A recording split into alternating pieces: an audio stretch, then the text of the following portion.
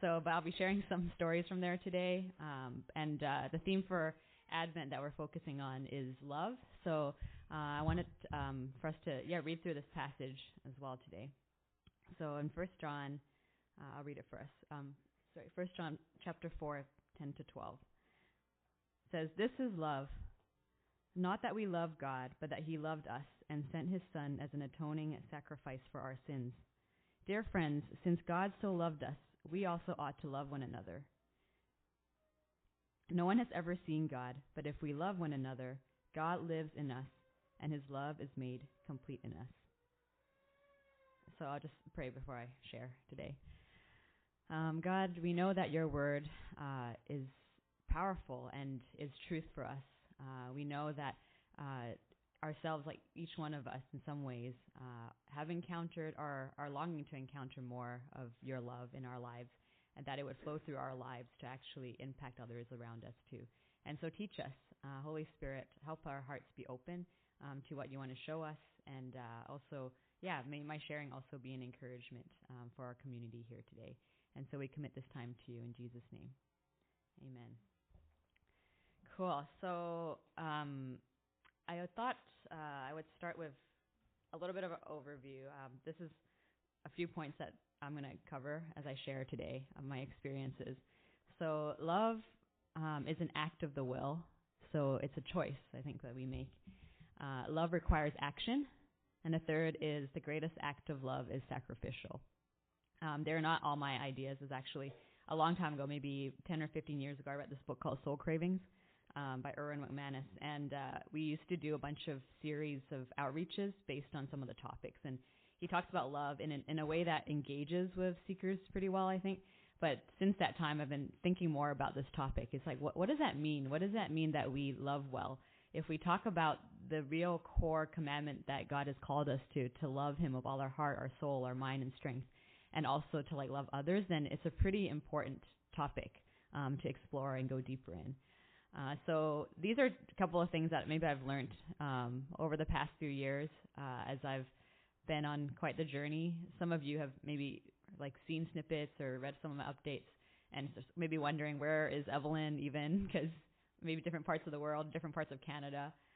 So a little bit of where I've been in the past few years. So in 2019 of August, so that's over 3 years ago, I was sent off by many of you guys here in this community to go to East Asia. And we came, we prayed, you guys commissioned me off. And then I went and I was like, this is exciting. I finally get to go. I've shared with some of you my heart for unreached people groups. And as I prepared to go for a year or two, pack my bags, put things in storage and things like that.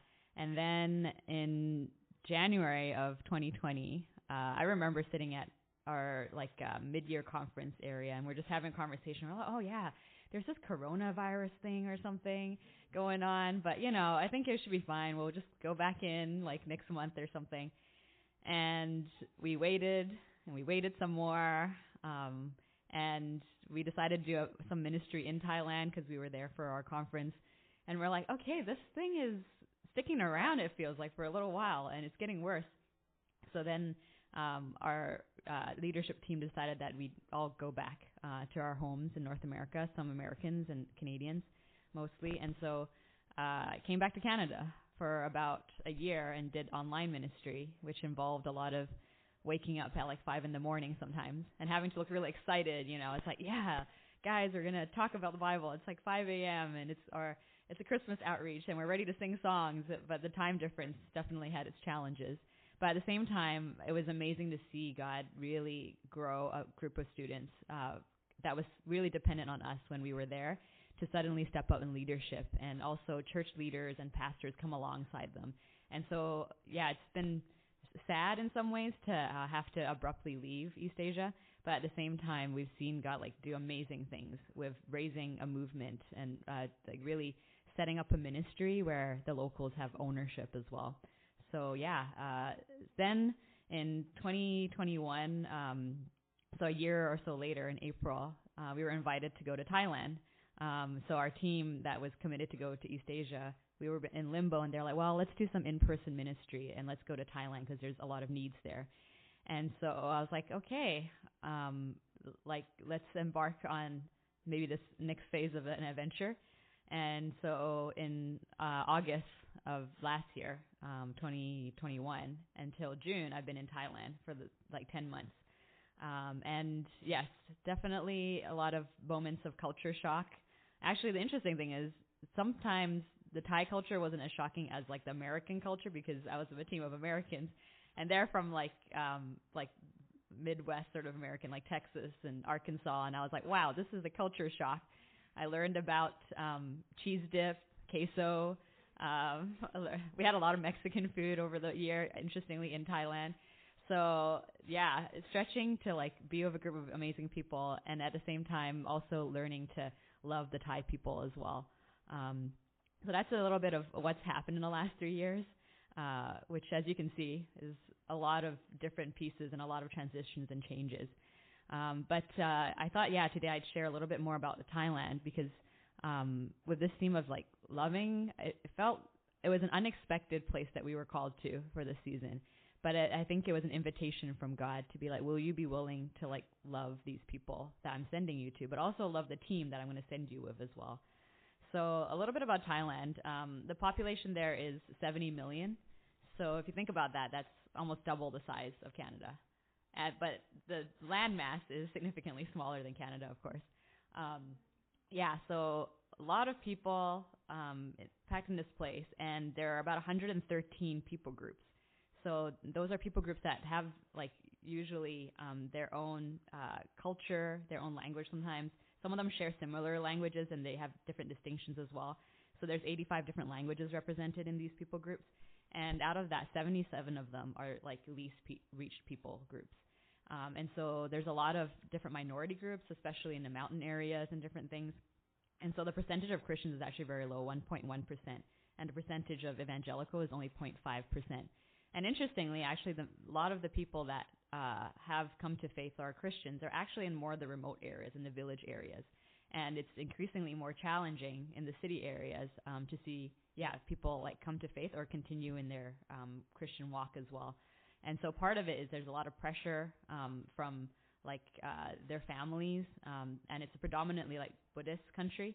And so culturally, if you ask a Thai person, they would likely say to be Thai is to be Buddhist as well.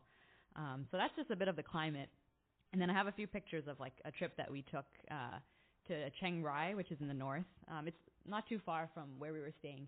But the name Thailand means land of the free.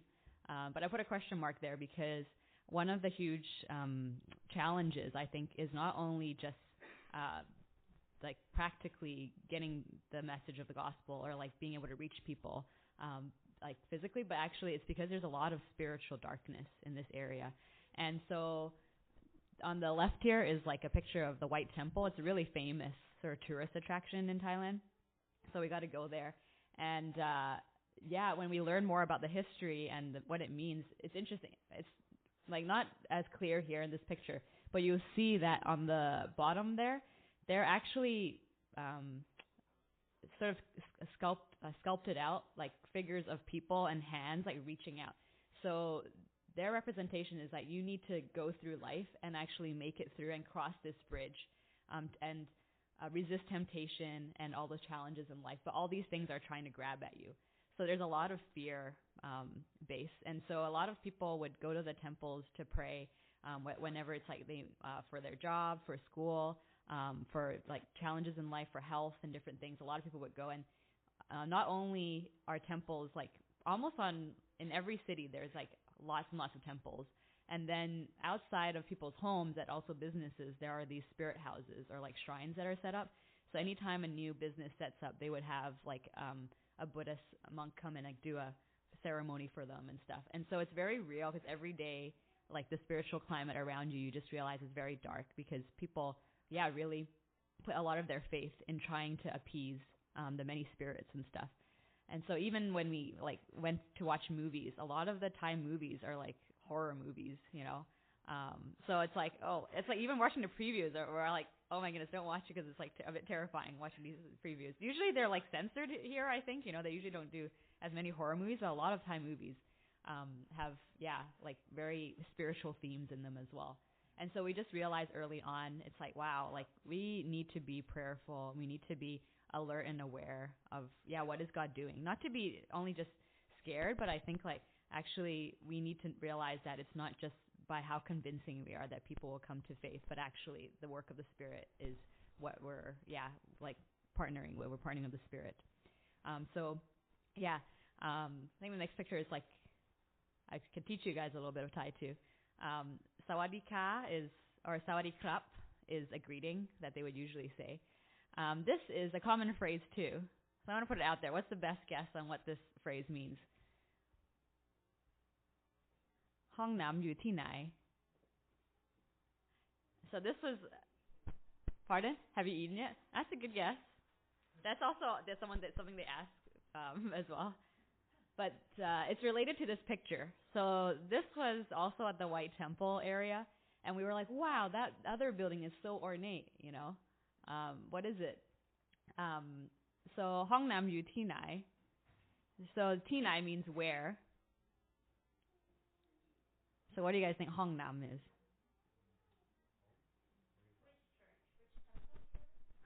Wow, you guys are thinking so like sophisticated. Close. It actually means where's the bathroom. Yeah. Hong Nam Yu Ti Nai. So very helpful. The direct translation is bathroom lives where? Like, so where does the bathroom live? And then, yes. But this was actually the bathroom. We're like, wow, this is the most ornate bathroom I've ever seen. So we had to go and like utilize it. It was really, like, they're not all like this, of course, but the whole area, they just put so much work into like making things really beautiful. And I think it says something about their culture too. It's like they're like the most polite people. Like they're like on par with like Japanese, where they're so like hospitable and polite on the outside. At the same time, as I've gotten to know some of the Thai people too, it's like if they were upset about something, like they wouldn't say it. So sometimes it's also hard because like, oh no, did I offend you? And I could tell you, I've definitely had some cultural faux pas. One time I was helping put some stuff away in the fridge or something. My hands were full. So on the bottom, they have the vegetable drawer or something. So I put in the vegetables and I kicked the door closed. And then it was like the Thai person I was with was horrified. She was like, oh. And I was like, what? What happened? And I'm like, can you help me though? I'm like, my hands are full. And then she's like, I can't believe you kicked that door closed. And I'm like, okay, why? And she's like, if my mother was here, she would be so offended and you would be getting a scolding. So part of it is like your feet are very like, you don't use it, you don't point it at anyone, and you don't show it and stuff like that. And so you just have to be careful not to like pick up things or, kick things, So I was like, okay, I'm learning, So there's a lot of like cultural things that we were stretched in. But overall, I think like it was a posture of like, oh, okay, I want to be here to learn and engage. And in a similar way, it's like it reminded me of this passage in Acts when Paul is like in, I think in Athens, and this is how I felt as well going into Thailand along with our team.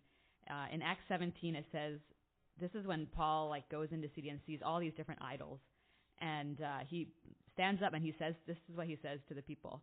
He says, the God who made the world and everything in it is the Lord of heaven and earth and does not live in temples built by hands, and he is not served by human hands as if he needed anything. Rather, he himself gives everyone life and breath and everything else. From one man he made all the nations, that they should inhabit the whole earth, and he marked out their appointed times in history and the boundaries of their lands. God did this so that they would seek him and perhaps reach out for him and find him, though he is not far from any one of us. Wow, and so I'm like, this is so hopeful. And yet the other side of it is this truth in Romans. And it says, also Paul saying, is like, well, how then can they call on the one they have not believed? And how can they believe in the one of whom they have not heard? And how can they hear without someone preaching to them? And how can anyone preach unless they are sent? As it is written, how beautiful are the feet of those who bring good news. So our feet are beautiful, though you should not point it at a Thai person.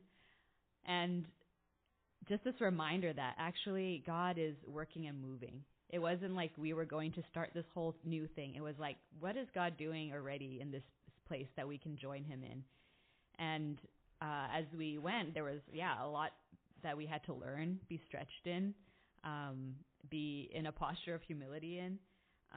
And yet there came to a point where when I got a chance to be with my team, and we had a huge team. So our team is like 28 people, 19 adults and 9 kids.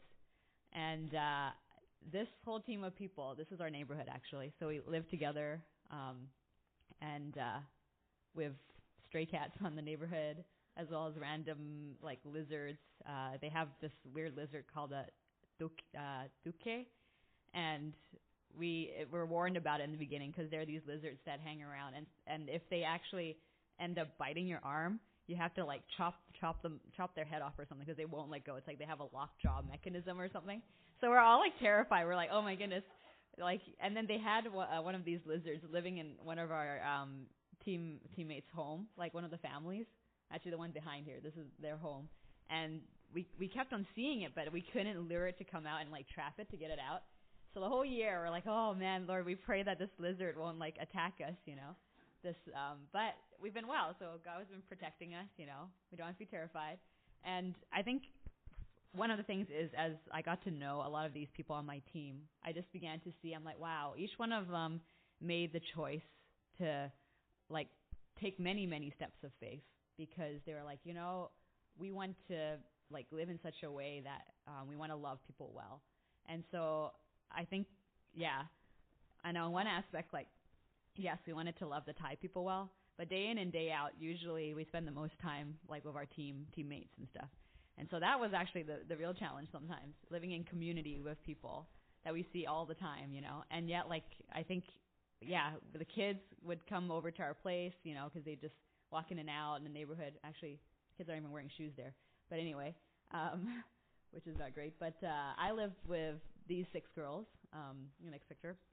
And so, I've got to know them really well. One of them is Canadian, Alim on the left there, and then 2 of them are from Texas, and 3 of them are from like Arkansas. So we cook together, or we try to cook together, which usually involves like we have an outdoor kitchen, so it involves fighting off like mosquitoes while we're trying to like fry up vegetables or something. But we shared a lot of meals together, and also like the meaningful parts of it was, there were different times for each one of us where we were really homesick as well, when we just miss like, oh, what's happening at home. We get some news and we're like, oh man, like this is so hard being away from family, being away from our friends, missing engagements, missing weddings sometimes, missing like babies being born, So even, there were times when I was like, oh, I get some updates from Eudora sometimes through text, and I was like, oh, all this stuff is happening at F3C. So there are definitely moments where we've gotten homesick and we've prayed together, we've cried together, and we've lived through a lot together. And sometimes it's just the day-to-day things where it's like, oh man, someone left the dishes here. Okay, you know what? The choice to love is actually just, I'm just going to help them like do these dishes so they don't have to worry about it after a long day on campus or something. And then at one point, a number of like 3 of them got COVID, and one of them had really bad vertigo and had to be like bedridden. So there were like only 3 of us left to like take care. It felt like a little mini hospital. We called it the like infirmary or something, because we had to take care of each other. And then we just learned to, like serve each other in that. And there were definitely moments where we were really tired as well. If the video clip works, Eddie, you can show the short clip. This was us prepping a meal.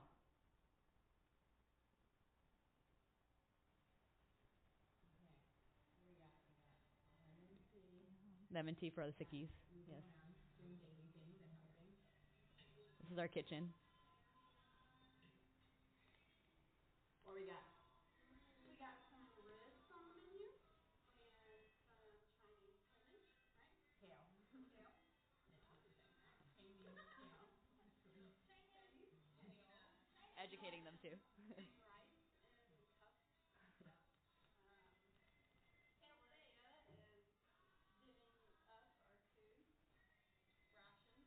Rations. Rations. Rice there was a mosquito. Yeah. So that's just a snippet of when most of our house was down and sick.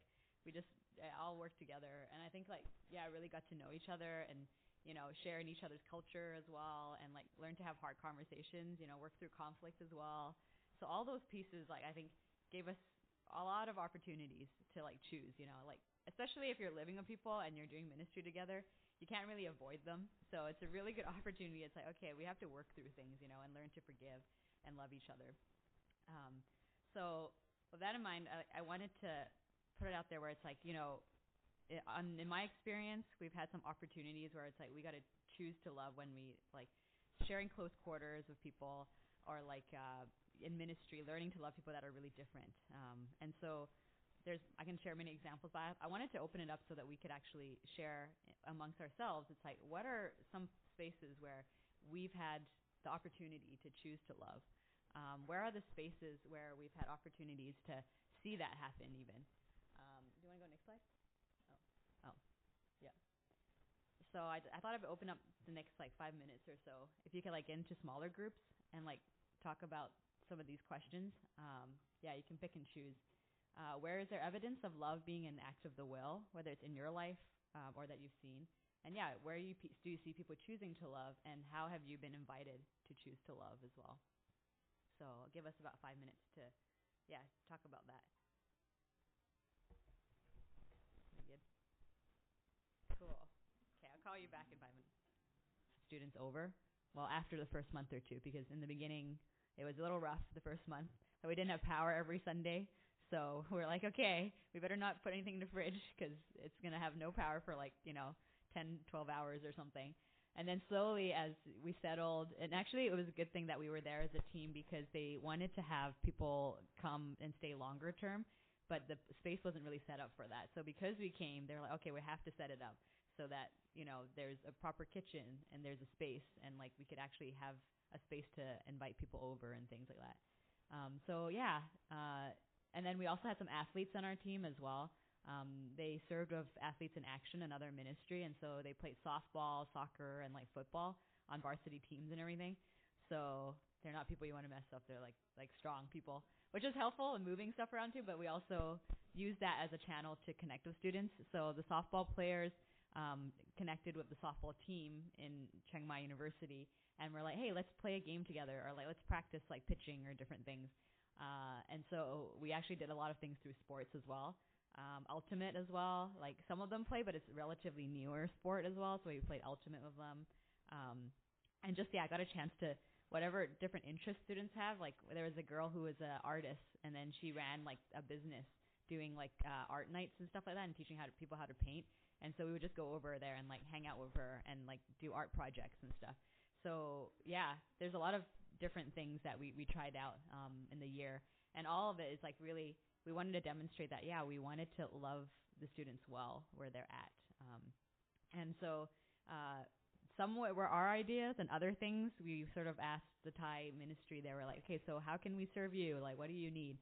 And then we were in for surprises, because we're they could ask us to do anything. They're okay, we need you to sing, and we're okay, I guess we can sing. So they're okay, it's Christmas time, so can you sing songs carols and stuff? And we're okay, sure, we could sing songs. And they're we want you to be at this event that's going to be broadcasted to hundreds of students or something. And we're okay, this is a bigger deal than we thought.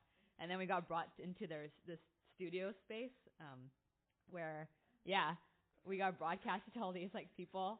And so we're okay, and they mostly spoke in Thai, so we didn't know what was happening, except when they told us to sing, we're sing. I'm okay, we just sing when we're told to do it. And then I think there was some glitch as well during our time where they were trying to figure out something, but they needed us to fill the time up, and we didn't have all these songs, so they're can we just interview you? So on the spot, all of us got interviewed, and so we're okay, we don't know what's happening, but okay, we could share about our experience in Thailand, and we could share about our love for this culture and stuff. And then so I think, so this is behind the scenes. We're what is going on? They're speaking in Thai, and suddenly we're asked questions and stuff. So we were, on the spot quite often, on the ball. But through it, I think it was nice to, at least not just be me up singing alone, but having a team of people. And actually a bunch of them are really good singers. A couple of them were in choir before and stuff like that. so it really helped to have good voices and something that we could like really bless the ministry with. And along with that, we created, helped them create a set of cards. They're called solarium cards. So it's a tool that we've been using here in Canada to engage with students in conversation. And they're basically just photos, and photos of different things. And we would ask, like, which picture describes your life right now? Which picture describes the life that you want? And then which picture describes your idea of God or spirituality? And so people can pick those pictures and then have a conversation through it. Except the pictures that we had, a lot of them were like pictures of North American scenes. So we're like, we want something that helps students connect in their own culture as well. So a bunch of different people took pictures throughout the year, but also I had a chance to ask the students I connected with. I was like, hey, do you guys want to submit some photos? These are some of the questions, and we'd love for you to be a part of contributing to the set, you know. So the girl who ran this art business thing, she actually submitted a few photos because she really liked the activity that we did with her. And so, yeah, we designed this and like put it out. So you'll see actually, yeah, I've got it printed like right before I left and stuff. So I have a set of them in the back that you guys can take a look and see it. And we also even chose like, well, you guys can guess, why did we choose a square? What is this similar to? Something that students see all the time. A coaster. Yeah. Yeah, Instagram, right? So they're so used to that, right? So we try to engage in like a way that's like, oh, this is something familiar that they would have. So yeah, we're piloting it still in some ways because it's a newer tool, and so they're still using it right now, the local Thai people. So the heart of it is like, oh, yes, we can offer different things, like to care for the people there. But a lot of times it's even asking us like, what is the need that you have, and how can we serve you? And it might not be what we expect, but I think like learning to be willing to serve in a variety of capacities. And it also shows that the ways that we demonstrate love doesn't always just have to be one medium, you know. Yes, sometimes it is having conversations with people, but sometimes it's also behind the scenes where we're coordinating things, or we're willing to sing songs, or play music, or even like create. This took a long time, even curating the whole set and stuff like that.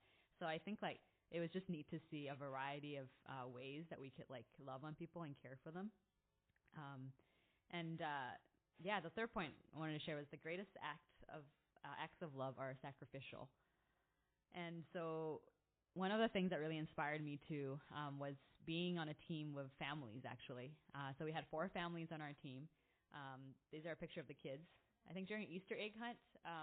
So this is a park that was in our neighborhood. As you can see, the apparatus are probably not the most updated. In the beginning, we're not even sure if the kids should go on those slides. They're like a bit rickety. But it all worked out. The sandbox is also functions as like a cat litter box. So we try to ask the kids not to go into the sandbox because we have cats sometimes. So we're like, okay, we just have to set some rules and boundaries to begin with. But look, all the kids survived. They were happy. So you don't have to be afraid if you ever want to come to Thailand. But I think I was really inspired by these families because the more I got to like know them too, some of which I knew from East Asia already, but like they've made a lot of sacrifices to go overseas and to move their whole family there because it could even the kids' toys and stuff. It's like, well, they can only be limited on how much they can pack and stuff. And then a lot of the families, like they would maybe call back home, you know, the kids talking to their grandparents or aunts and uncles. But it was really hard because like a lot of their extended family or like close family wasn't there. And so the kids don't get to really grow up even with family around them. Although in many ways the Thai staff, like they really love on the kids. And so it's been really cool to see how the community has really come around these kids as well. And then the family here on the bottom left, they actually had a kid in January. So they had a baby in Thailand. Like our community, I mean, the amazing thing about it was like because we're such a large team and there's a whole community of Thai people around, like when we set up meal trains, it's like you probably only deliver one meal because it's like filled up for the next like 2 months or something like that. There's so many people.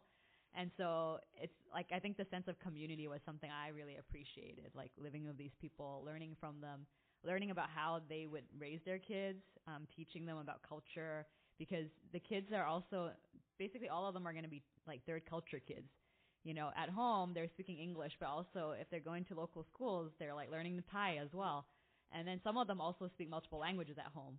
So it's really interesting to like see how the parents really help the kids like grow. And actually for the first month it was challenging because the kids had a lot of nightmares and stuff.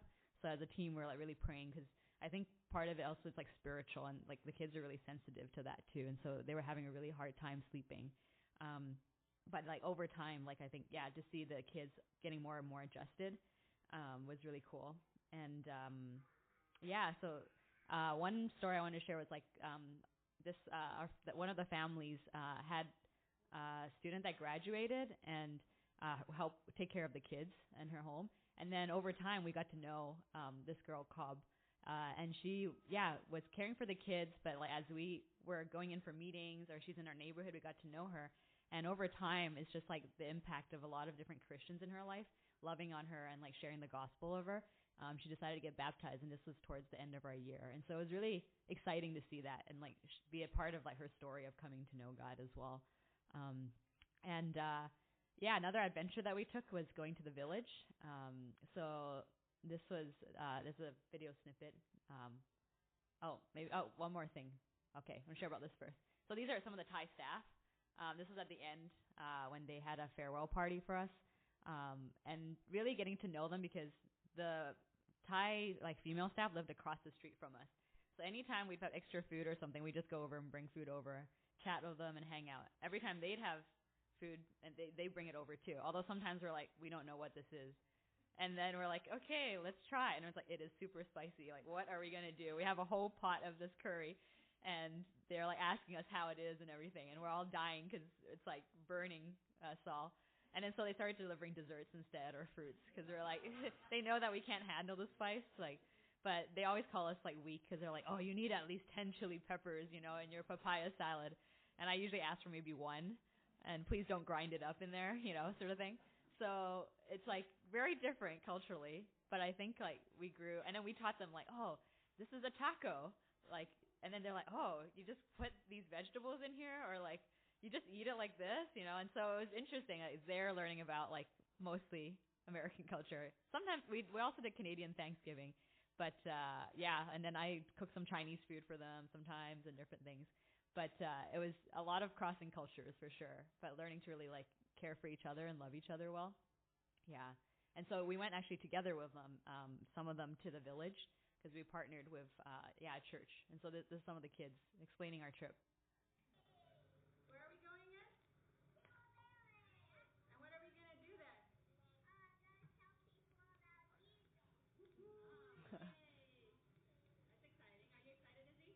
Yeah. I need to put my pants on. Okay, strap up then. We're going to be going. Yep.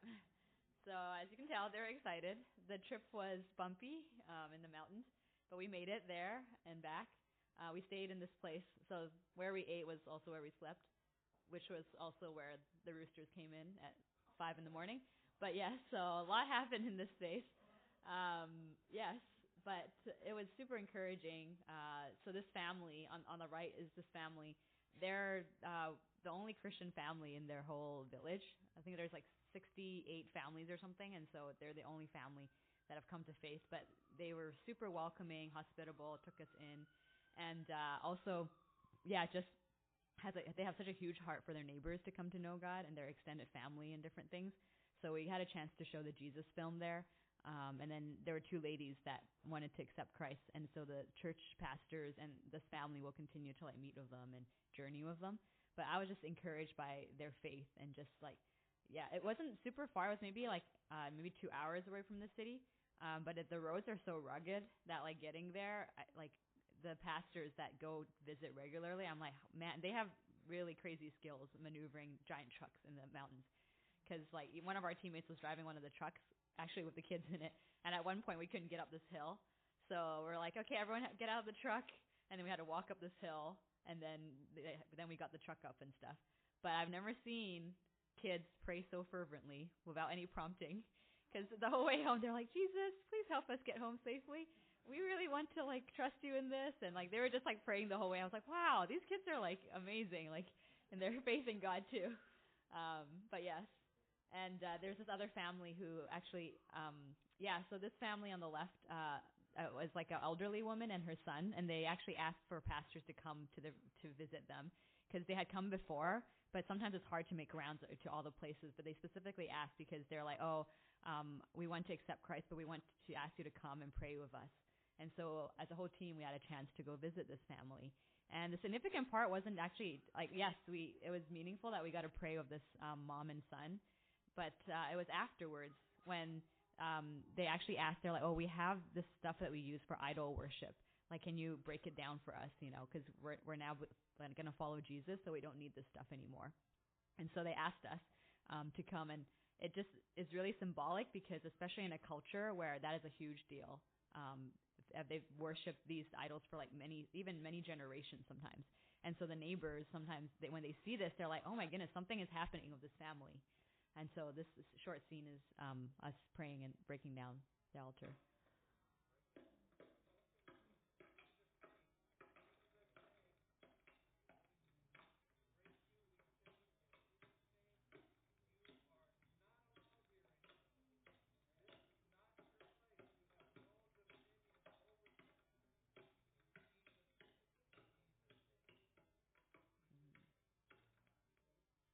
Yeah, so it was really powerful, like, to be there for that. And also realizing, I'm like, man, it's like the things that they have set up is like such a piece where it's like, wow, people put all their hope in these things, especially, in the more remote areas, like folk, like Buddhism is like really rampant and stuff. So to see like, God is moving in some of these villages, it was really encouraging. Yeah. And then, so that's just like a bit of a glimpse of like all the things that God has been doing, from working in the lives of students to working in the villages, and also working on our team, and always an invitation to be like, how do we live out the love of God? If the love of God is like real for us, then it should transform us and shape us.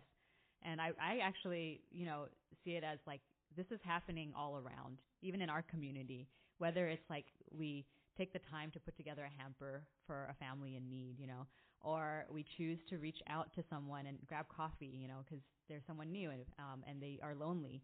Even this Christmas season, it's like, who are the neighbors and who are the people in our lives that we can extend the love of God to? And so I wanted to finish by sharing this excerpt from Erwin Manus' book on love. And it's basically him explaining to a group of, he was at a conference invited to speak to a group of Muslims, and specifically about the history of Christianity. And so he had a translator, and they were specifically asking about who Jesus was. And so, let's see, read this part. It says, eventually they wanted to know what exactly was the meaning behind the coming of Jesus. Somewhat apprehensively, I began my best effort to translate back into a Middle Eastern context the story of Jesus. After all, this was Jesus' home turf. And more specifically, why it would be necessary for God to become human. This, from my vantage point, was the story of God. It's a love story, by the way. So he shares. I once met a girl named Kim. My translator looked at me confused. I'm sure he was racking his brain trying to remember some biblical character named Kim. He stopped translating and just looked at me, and I encouraged him to simply translate. I once met a girl named Kim, and I fell in love. I continued. I pursued her of my love and pursued her of my love until I felt my love had captured her heart. So I asked her to be my wife, and she said no. I could feel their empathy, if not their pity. I was wondering and asked her again, pursuing her of my love, and I pursued her of my love until she said yes. There was a huge relief throughout the entire room. I went on.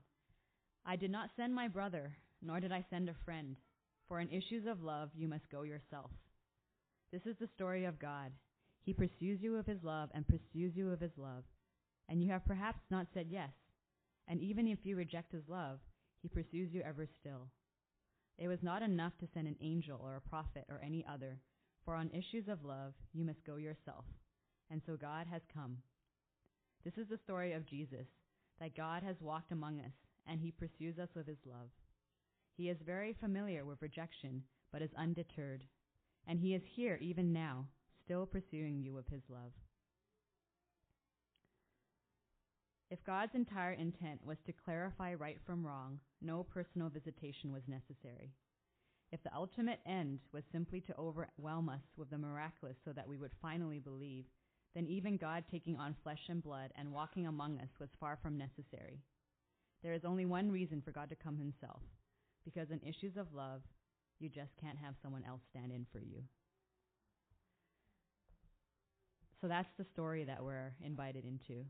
And that's the story we're reminded of, even like every Advent season leading up to Christmas, that God has come in person, Emmanuel, God with us, inviting us, pursuing us, and also calling us to be so filled with the love that he's poured into our lives that we can actually generously share with others around us too. So maybe I can pray for our community, as we end.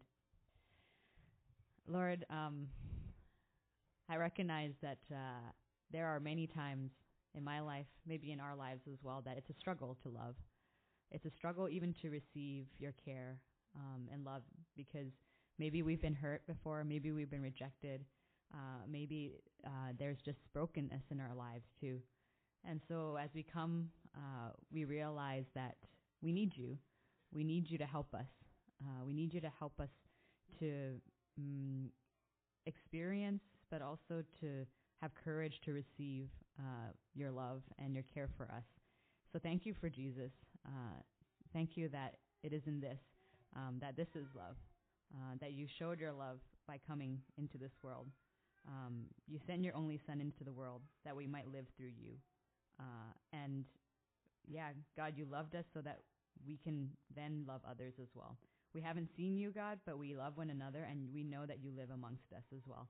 And so teach us to follow your leading and to, be empowered by your Spirit, to be your presence in a world that desperately needs love and hope this season.